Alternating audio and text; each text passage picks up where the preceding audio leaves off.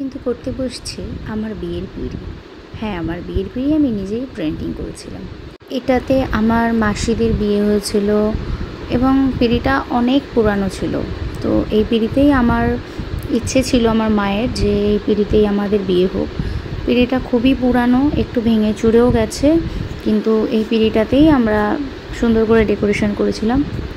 তো আমার ইচ্ছে ছিল যে আমি নিজে প্রিন্ট করব, কারণ দেখেছি সবাই নিজের বিয়ের পিঁড়ি খুব সুন্দর করে ড্রয়িং করে। আঁকা টাকা তো খুব ছোটোবেলাতেই ছেড়ে দিয়েছি, এখন তার সেসব প্র্যাকটিসও নেই।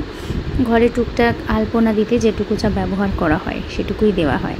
তো সেই হিসেবেই রং তুলির খেলা আর কি ধরে ফেললাম। যেমন হবে দেখা যাবে।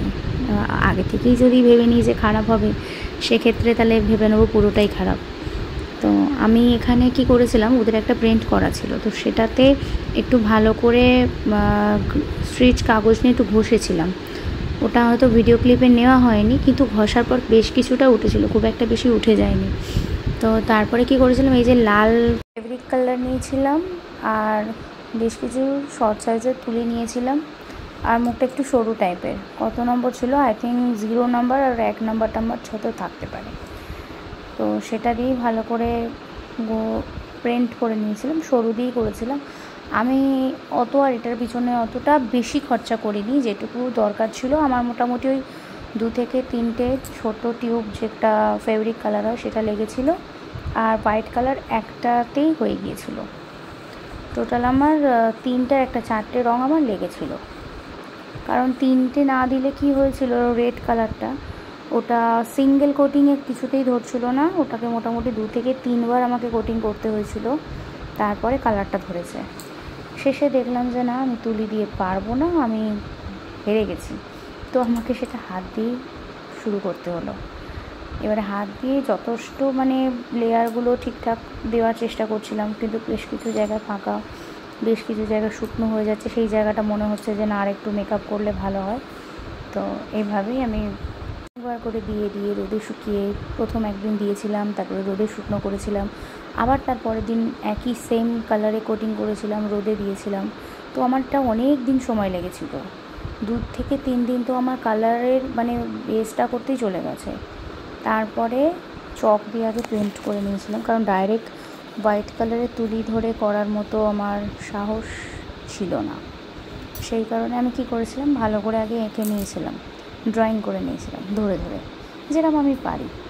খারাপ হলে প্লিজ খারাপ মন্তব্য করবেন না। আর আমি আমার মতো করে চেষ্টা করেছিলাম। চারিপাশে একটুখানি দাগ করে নিয়েছিলাম, যেটাকে বলা হয় যে ড্রয়িংটা আমি তার সাইডে করব বলে। আর সামনেটা ইচ্ছে ছিল যে বিয়ের কিছু ড্রয়িং করবার জন্য, নয় গাছকৌটো, নয় পান পাতা, নয় টোপর আর মুকুট, এইসব। তো এই সব ভেবে চিন্তে শুরু হয়ে গেলাম।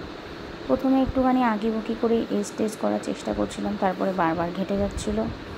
সেটাও আমি ক্লিপে বাদ দিয়ে নিয়ে রেখেছি, যাতে ফেক না কেউ ভাবে যে না, নিজে হাতে করেনি, অন্য কেউ করে দিয়েছে।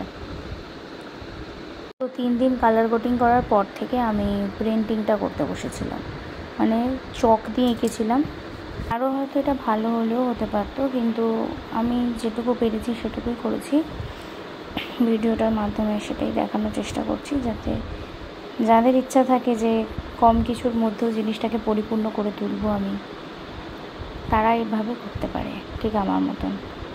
কারণ ছোটোখাটো কিছুর মধ্যেও অনেক কিছু সময় একটা ইচ্ছা শক্তি কাজ করে, যে এটা সেই ইচ্ছা শক্তি নয় যে একজন গাড়ি কিনলো, বাড়ি কিনলো, এই করলো ওই করলো। আমারও তো ইচ্ছা হতে পারে যে আমি আমার বিয়ের পিঁড়িটা নিজে হাতে প্রিন্ট করি। সবাই তো নতুন পিঁড়ি বানাচ্ছে কিনে, আমি যদি পুরনোটাকে একটুখানি নতুনের ছোঁয়া দিতে পারি তাহলে কেমন হয়, সেই চিন্তাভাবনা থেকে এটা আমি করলাম। হয়তো এখানে আমি ভালো তুলি ইউজ করিনি, ভালো আরও রং ইউজ করিনি, কিন্তু কেমন হয়েছে আমাকে কিন্তু প্লিজ তোমরা জানাবে।